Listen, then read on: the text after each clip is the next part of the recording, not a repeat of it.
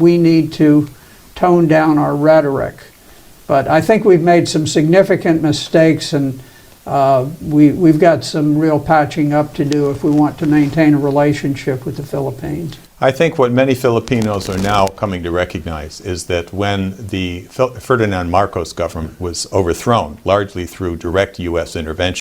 Do not corrupt them with drugs. Do not destroy their minds.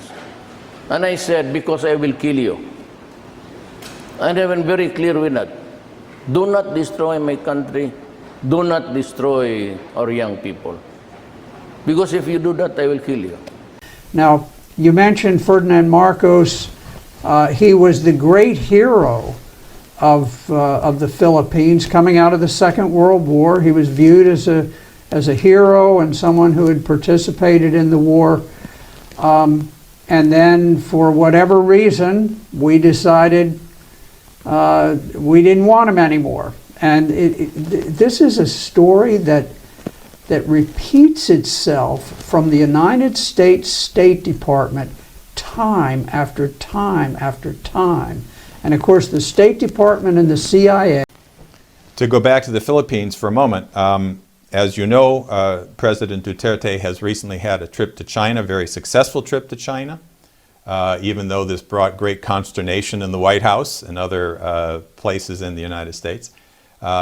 And as a result of that, the Chinese, since there's clearly not going to be a conflict in the South China Sea with the Philippines, are doing in the Philippines what they've been offering to do and are doing in all other countries in Southeast Asia, and in fact all other countries in South America and Africa for that matter, which is that they're offering to carry out real development. They're going to be building railroads, water projects. They've already built a drug rehabilitation center, which is already beginning to service the tens of thousands, hundreds of thousands of young users who are seeing the light and turning themselves in, not to be jailed, but to be rehabilitated in these centers. So this process of reestablishing the Philippines' role in China's new Silk Road development perspective for the world, the win-win approach to the world, is again treated as somehow a threat to the United States. But how do you see this new relationship? Well, you know, I think the United States needed to handle the situation with President Duterte in a more sensitive fashion. We went at it with a bludgeon, and we began making accusations and things of this sort. And as a consequence, the Chinese went in. They offered assistance so that they could rehabilitate people and so forth. And the next thing, the Philippines, which has been a long-time ally of the United States, and frankly very popular with the Philippine people to this day, the president said, look, you know, I'm with the Chinese. The Chinese are offering me assistance, and all you offer me is condemnation. I think we could have handled it better. You know, I can understand where we might have criticized some of the methodology, but I don't think we needed to be on our bullhorn telling the Philippines how to conduct its affairs. Now, in addition, we've followed up, because we're always, you know, we always have to use the hammer on other countries, and we had planned on giving them 26,000 rifles, and we said, we're going to block that now. You've really offended us. And so Duterte has said, fine, I'll go to Russia. Russia's going to give them to me. I'm sure they will. And so the Philippines has been an important ally of ours in the area, and they have the finest ports in the world. Of all nations, they have the finest ports, and so they have great strategic significance.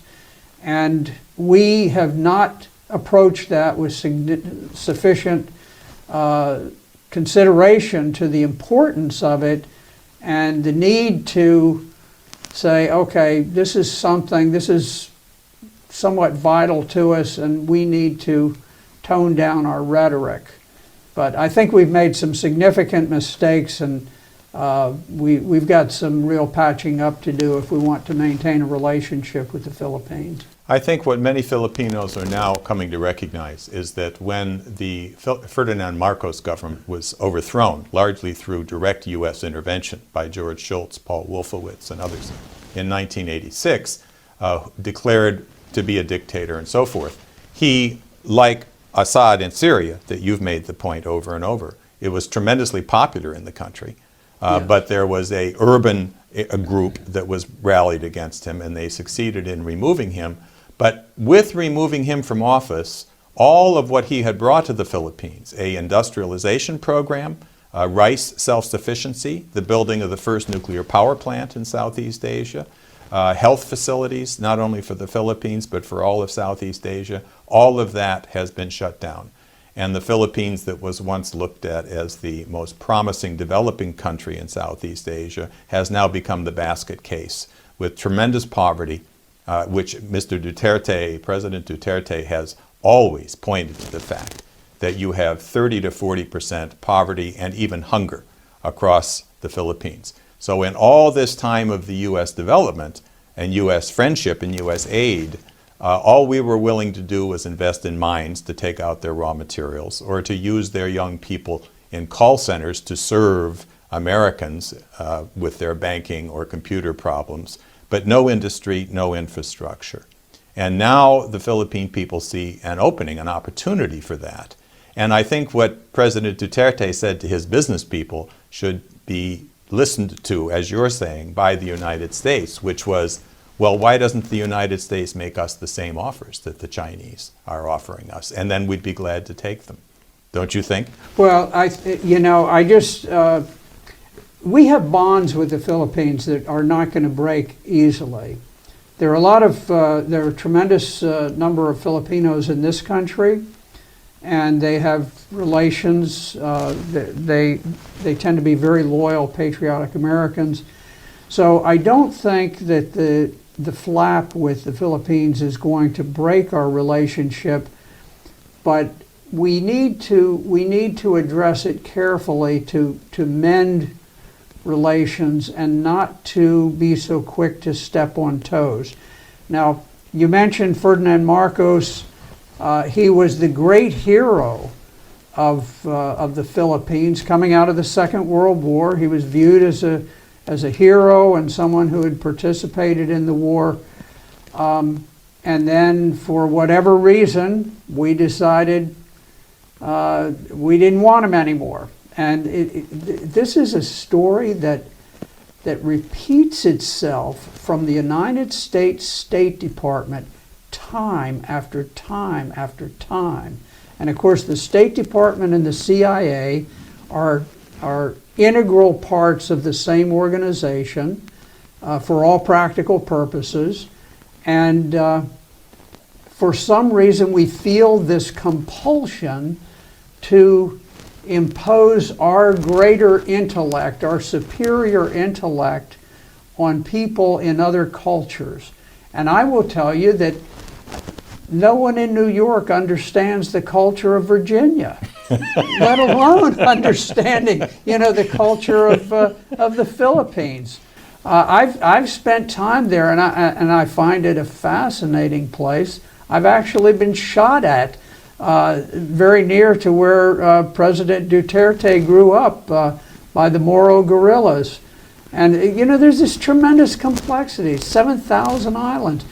We need a State Department that moves back from this idea of regime change.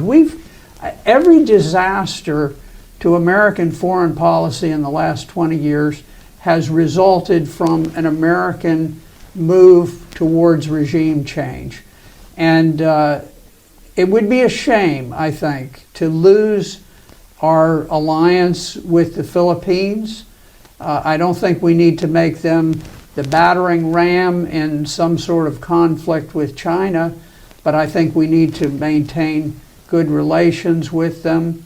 And And I'm confident we can do it, and I think if we have a change of regime in the State Department, that's where we need a regime change. If we have that, I have every confidence that we could get someone who had a sensitivity to the feelings of the Philippine people and their culture, and we can bind these wounds, and I think we can have good relations in the future, and I think we should do that.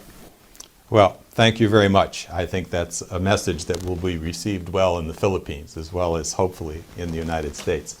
So thank you. I encourage you all to stay in touch with us. We can send out updates from the LaRouche PAC if you click on the message there on your screen, and keep watching. We'll thank you for Senator Black for a very interesting